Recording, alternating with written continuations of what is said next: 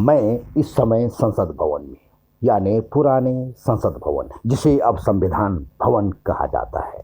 संसद में इन दिनों चहल पहल नहीं है क्योंकि चुनाव आयोग देश में 18वीं लोकसभा के लिए आम चुनावों की घोषणा कर चुका है।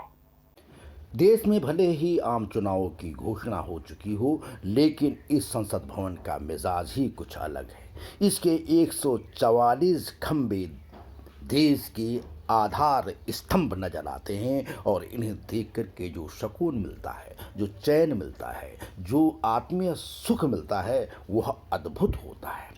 इस संसद भवन का उद्घाटन तत्कालीन वायसराय लॉर्ड इरविन ने 18 जनवरी 1927 को किया था। यानी देश की राजधानी कलकत्ता से दिल्ली आने के करीब 1.5 दशक बाद देश ने संसद को उस समय देखा। इस संसद भवन ने आज़ादी से पहले दूसरी विश्व युद्ध को भी देखा है, फिर देश के संविधान को बनते हुए देखा है, देश को आज़ाद होते हुए देखा है, संविधान की क्रियान्वयन को देखा है, और सबसे बड़ी बात है कि इस देश के प्रभावशाली महान नेताओं को देखा है। पंडित जवाहरलाल नेहरू के नेतृत्व में देश की शुरुआती दिनों को देखा है। लाल बहादुर शास्त्री के शांत स्वभाव के सामने देश को आगे बढ़ते मजबूती देश की देखी है। इंदिरा गांधी का शौर्य देखा है और अटल बिहारी वाजपेयी का अद्भुत व्यक्तित्व भी देखा है। अब प्रधानमंत्री नरेंद्र मोदी के व्यक्तित्व का दौर है, जिन्होंने 10 दिसंबर 2020 को इस नए संसद भवन की नींव रखी और 28 मई 2023 को संसद का 5 दिन का विशेष सत्र बुलाकर पुराने संसद भवन से इस नए संसद भवन में देश की संसद को शिफ्ट किया। पुराने और संसद भवन के बीच में यह गांधी जी का प्रतिमा है, जिसका मुख अभी संविधान भवन की तरफ है। इस प्रतिमा की स्थापना 1993 में की गई थी। यह 16 फीट ऊंची यानी करीब 5 मीटर ऊंची है।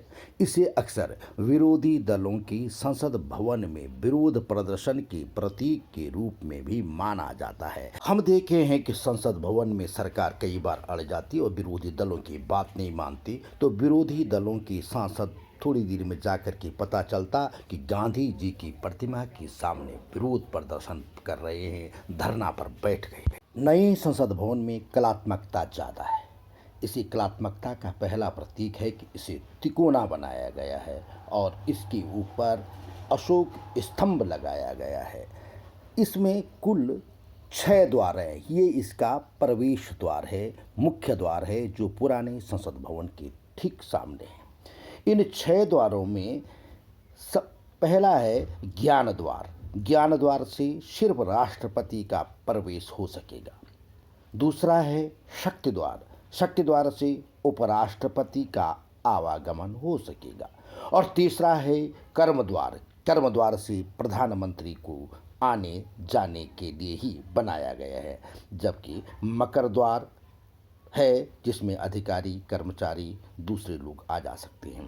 हंस द्वार में सिर्फ सांसद आ सकते हैं लोकसभा के। और अगला है शार्दुल द्वार, जो ठीक राज्यसभा के सामने है। यहाँ से राज्यसभा नज़दीक पड़ती है और राज्यसभा के सांसदों के आने जाने का यह द्वार है, उनके लिए सबसे नज़दीक द्वार है। यानी नए संसद भवन में 17वीं लोकसभा का अंत और 18वीं लोकसभा का उदय होगा।